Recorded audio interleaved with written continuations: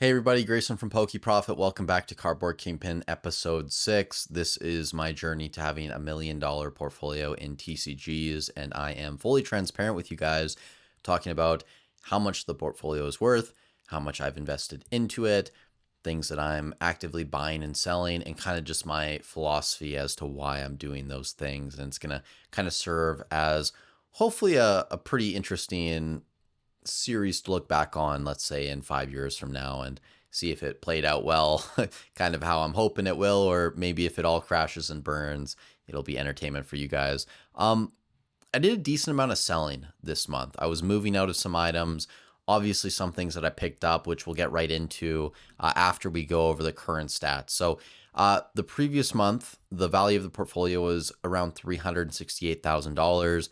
$368,334.89 to be exact. And then current value right now, $354,676.17. I paid a total of $123,265.36 to buy everything that I currently own, with the exception of one item, which I'll touch on here in a second. But ROI, 187.73%. I know there's better metrics. In the future, we will look at those as well. But on a month-to-month basis, it's fine, I'd say. I'm not really too obsessed over that. The one thing that doesn't get included in the overall portfolio right now is the Demon Slayer booster box. I had two of these. I actually sold one this month, which we'll get to. The reason for this, I can't track it in the Shiny app, and it's just such a pain having to add it in at the end. So I figured we'd just exclude the Demon Slayer booster box. It's $122 approximately is what I paid for it. Market value is obviously a lot higher, which you'll see here in a second. But that's basically the portfolio overview.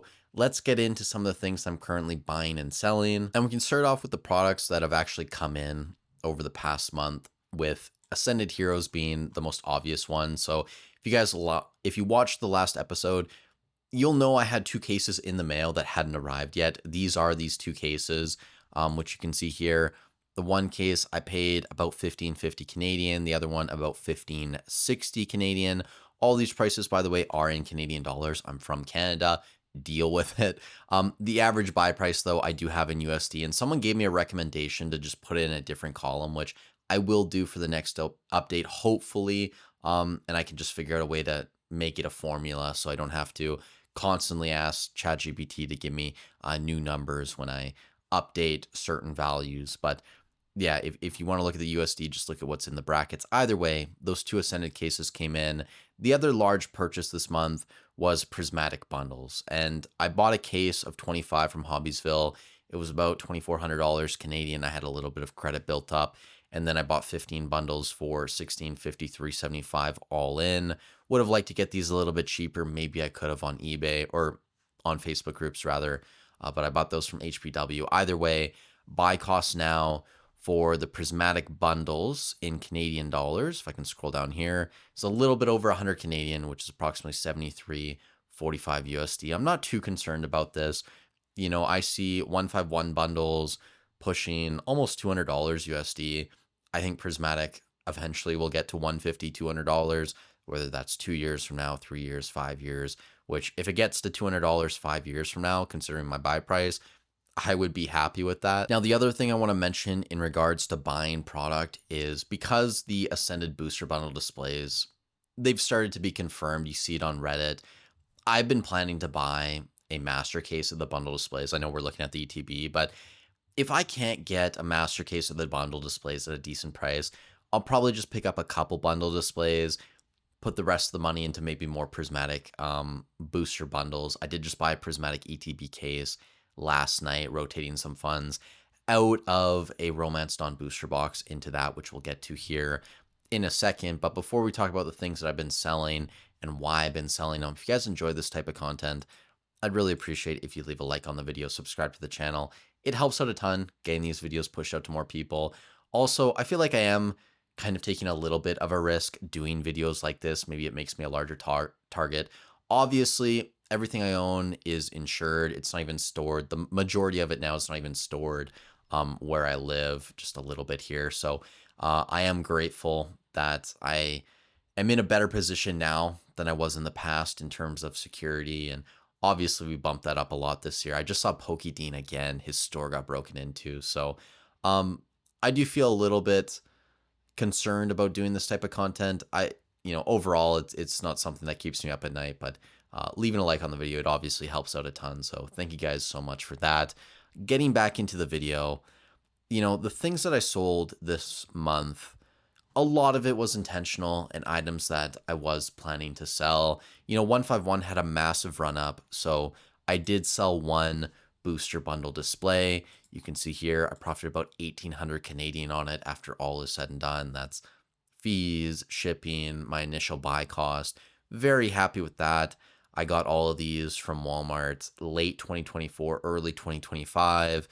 At the time, booster bundles were like 52 Canadian. So I was into these displays like $520, $550. I can't remember the exact number, but ridiculously low, selling them for over 2,000 Canadian. That was great. I still have four of them. I don't think I'm going to sell any more at this point. I also got rid of almost all of my PCTBs. So I had one Brilliant Stars one left that I got rid of.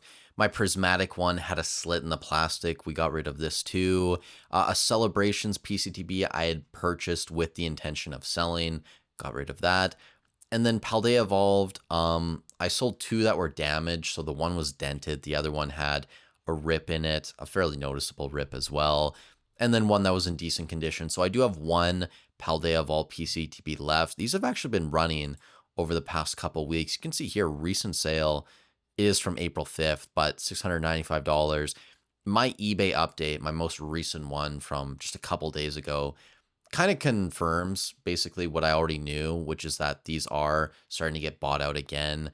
The Obsidian Flames one probably is like the best example of the earlier SV block PCTBs.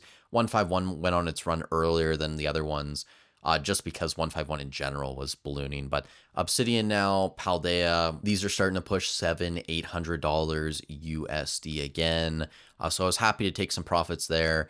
Zero buy cost now on my final Paldea PCTB. And just to give you guys an overview too, we didn't really go through this, but not too much has changed over here other than just adding the Ascended ETBs that came in. Black Bolt, we have 20 of those. Prismatic, we're up to 102. That'll be 112 next update, as I did get 10 more of those in the mail. Paldean Fates, or they're in the mail rather. Paldean Fates, we still have a case. Crown Zenith, we have 30 ETBs.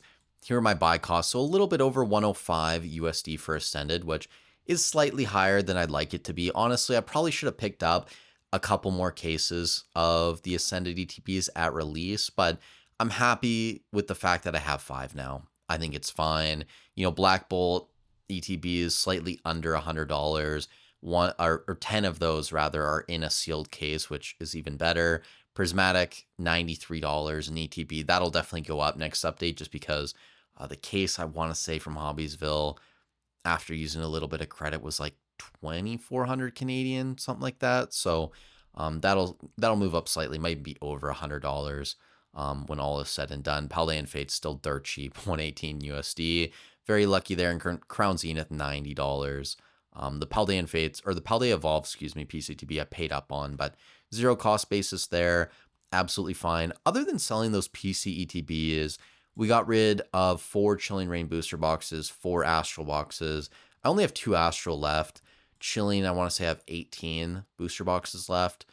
Still might try and move some of those this year, but again, if a Sword and Shield pump comes, I'll probably actually move a decent amount of them, especially if there's decent opportunities out there with Ascended or Prismatic at the time, right? So a lot of it is just going to be dependent on what's available to me later on in this year and where I see the best value being. Silver Tempest, I moved a case of booster bundles, loose case, it was open, it came from the Pokemon Center. Demon Slayer, I did sell one of these booster boxes. I bought these dirt cheap. If we scroll down here, $122 Canadian. And if we scroll back up, you can see I profited. If I can find it over here, one second, guys, $225.14. So it was a nice purchase. I don't think Union Arena is a great investment. I'll be honest.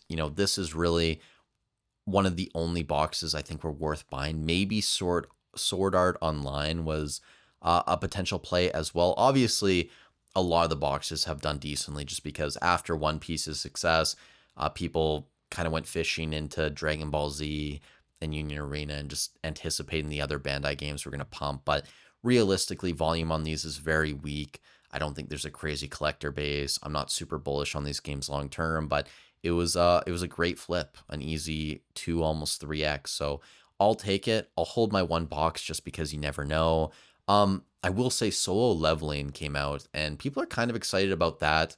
It's a fairly popular anime, right? So the fact that they're turning it into a TCG, maybe there's a play there in the future. If Union Arena gets their act together, the opening experience becomes kind of more akin to what we see in One Piece. If the TCG gets some support, some things change, who knows? But for now, not something that I recommend you guys invest in. And then the final items that I sold this month, a couple One Piece booster boxes. I sold one white bottom Romance Dawn booster box. I bought this from Mint Inc. here in Canada last year for, I want to say like around $500 Canadian. And I profited about $1,500, 1470. So this just goes to show, you don't need connections. You don't need access to distro. You can make money in this hobby buying on the open market, right? Like I was just buying from stores in Canada.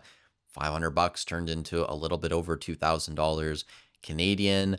I still have my one box, zero cost basis. The white bottom, I do have a blue bottom as well. I'm probably going to keep those at this point just to have some exposure to it. But when I compare Romance Dawn to prismatic bundles or prismatic ETBs at this point, like which one do I think is going to do better? I keep coming back to prismatic being the answer. And I could be wrong about that in the future. We'll see. But that's why I'm doing what I'm doing right now. The other boxes I sold, OP04, I had one loose box. I got rid of that. And then OP11, I had purchased some loose boxes in January with the intention to sell them fairly quickly because I bought them on the way up. They were some of the last boxes in Canada that weren't repriced as OP11 was just making a move. It was basically like every hour, the box was jumping up like $20 on TCG Player. So I picked up a couple of those with the intention to resell fairly quickly. That's come to fruition. I still have, if we scroll down here and look at my One Piece position, 37 boxes of OP11, 36 of those are in sealed cases. I have one loose box. Same thing with like EBO2. I have one loose box there, two cases. OP09, couple loose boxes. PRB01, we have 3 loose North American boxes, and then 10 of those are in a case. So I'm happy with my One Piece position. It's going to be interesting to see what happens there the rest of the year. The animes come back. The most recent update I did, the end of week market update, there were some pretty crazy sales on high-end grails. Like the OP11 Gold Luffy was back to 14K in a BGS 10. The OP05 Manga Luffy recent sale, $17,000. Like these aren't too far off of all-time high sales. The serialized cards are holding up very strong. The Zoro, I don't think we've seen any sales on eBay yet, but I'm keeping an eye on that. Either way, some very, very massive sales. A lot of money still pushing into One Piece. I just didn't like the ratio I had as well. I felt like I was maybe a little bit too heavy in One Piece, especially this year. Last year, much more bullish. This year, maybe a little bit more bearish compared to the average person. I think in terms of the newer releases in One Piece, like OP14, OP15, EBO3, these are all solid sets, like great chase cards, strong SPs. I still just don't think they're better options than something like Prismatic or Ascended. People were buying Ascended PCTBs at the same time that 14 was kind of releasing, right? Maybe a month after or whatever. But point being, Ascended Heroes done a lot better than OP14. Even though these sets are really, really strong, I just think you're going to have some time this year to build positions if you want. It's not really a race anymore like it was late October, early November of last year, where you really did just need to buy everything that you saw because the next day prices were going up 15, 20%. That's just not happening right now in One Piece. Again, could change in the future, but I think you have a little bit more time there compared to some of the things that I'm buying in Pokemon right now. But that's really all I wanted to get to in this video. Prismatic bundles, Ascended DTB is coming in, a lot of this other stuff going out. And I think next update, we're more than likely going to see more Ascended and Prismatic being added to my positions as I start to kind of just rebalance where I am in my portfolio. And really looking at this now, 2030, 2035, what do I want to own? And I think for now, my answer is Ascended and Prismatic. I want more of that. So you guys let me know in the comments down below what you think. I hope you're having a great week. Also, thank you to everyone who stopped by the live stream today. Really appreciate that. And we'll be back on Thursday. We'll do another one there too. So until then, stay safe wherever you are in the world, and I'll catch you in the next one.